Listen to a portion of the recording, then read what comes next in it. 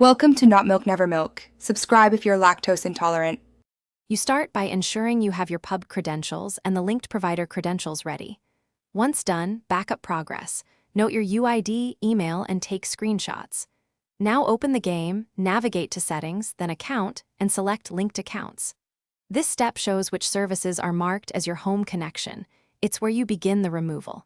You act now to avoid being locked out later, so make sure you're on the correct account before proceeding to unlink. Next, tap the linked provider that's set as your home connection and choose Unlink or Disconnect. You'll often see a confirmation prompt.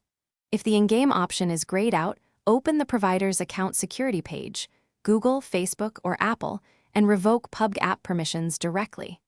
After revocation, return to Pubg, clear cache, or reinstall the app to refresh tokens.